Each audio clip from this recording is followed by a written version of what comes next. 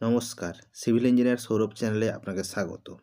আপনি দেখতে পাচ্ছেন ফুটিং জালির কাজ চলছে এবং এই ফুটিং জালি কীভাবে বানাতে হবে এবং কত এর রড আপনাকে ব্যবহার করতে হবে সেই সম্বন্ধে আজকে আমি এই ভিডিওর মাধ্যমে আপনাদের সামনে তুলে ধরব। ভিডিওটি প্রথম থেকে শেষ অবধি দেখলে ফুটিং জালির সম্বন্ধে আপনার কোনো ডাউট থাকবে না। তো চলুন ভিডিওটি শুরু করি। দেখতে পাচ্ছেন ফুটিং জালির জন্য ওপরে এবং নিচে মানে টপ এবং বটম দুটি সাইজে আপনাকে এই রডগুলিকে দেয়া হয়েছে এবং এই রডগুলি ব্যবহার করতে হলে আপনাকে কত রড ব্যবহার করতে হবে। আপনি যদি দোতলা বাড়ির জন্য কাজ করে থাকেন তাহলে আপনাকে অবশ্যই 12 রড ব্যবহার করতে হবে এবং এই যে সাইডে কাজ হচ্ছে এটি ট্রেন লাইন খুব কাছেই থাকার জন্য আমরা দুটিতেই মানে নিচে এবং উপরে দুটিতেই আমরা 12 রড ব্যবহার করেছি। কিন্তু আপনার বাড়ি যদি রোড সাইড থেকে দূরে বা ট্রেন লাইন থেকে দূরে হয়ে থাকে তাহলে আপনি 12 রড নিচে এবং 10 রড উপরে দিয়ে আপনি ফুটিং জালির কাজ করতে পারবেন, যার মাধ্যমে আপনি দোতলা বাড়ি সহজেই করতে পারেন।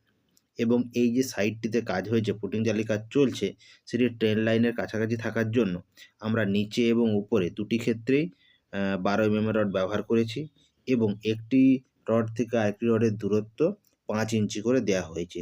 দুটি ক্ষেত্রেই 5 ইঞ্চি করে দেওয়া হয়েছে এবং যে হুকগুলি করা হয়েছে বা এই যে বাঁকানো হয়েছে সে বেন্ডগুলি 5 ইঞ্চি করে দেওয়া হয়েছে।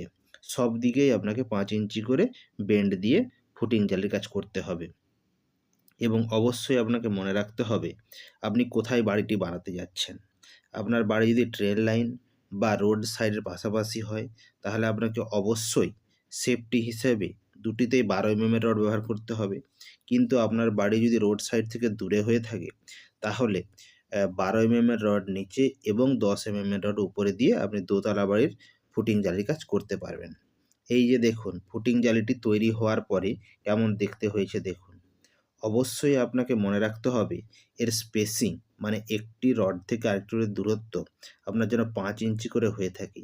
এই জিনিসটি আপনাকে অবশ্যই মনে রাখতে হবে বা খেয়াল রাখতে হবে এবং এই যে হুকগুলি করা হয়েছে হুকগুলি অবশ্যই আপনাকে 5 ইঞ্চি করে দিতে হবে এবং প্রতিটি হুকই আপনাকে 5 ইঞ্চি সাইজে আপনাকে বানিয়ে ফুটিং জালির কাজটি করতে হবে। তাহলে আপনার কাজটি ভালোভাবে সম্পন্ন হবে। দেখুন ফুটিং জালিটি এইভাবে তৈরি করে সাইডে রাখা হয়েছে এবং এইভাবেই বাড়ি বানাতে হলে ফুটিং জালির কাজগুলি আপনাকে ঠিকভাবে করতে হবে, তাহলে আপনার বাড়ির কাজ ঠিকভাবে হবে এবং একটি রড থেকে আরেকটি রডের দূরত্ব অবশ্যই আপনাকে মেজারমেন্ট করে দিতে হবে এবং আপনি যদি ঠিকভাবে দিয়ে থাকেন তাহলে কিন্তু আপনার ফুটিং জালিটি দেখতেও খুব ভালো হবে এবং আপনার লোড যে ট্রান্সফার হয় কলাম থেকে যে লোডটি ফুটিং জালিতে ট্রান্সফার হয় সেটি সহজেই সমানভাবে ডিস্ট্রিবিউট হয়ে যাবে।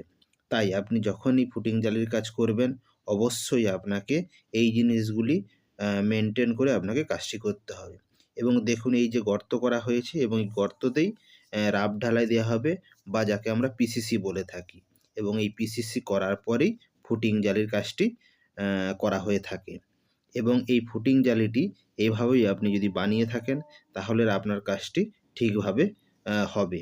এই জন্যই যখনই আপনি বাড়ির জন্য কাজ করবেন অবশ্যই এই জিনিসগুলি আপনাকে আগে থেকে জেনে বাড়ির কাজটি শুরু করলে আপনার পক্ষে ভালো হয় বা আপনার বাড়ির জন্য উপকারী হয়।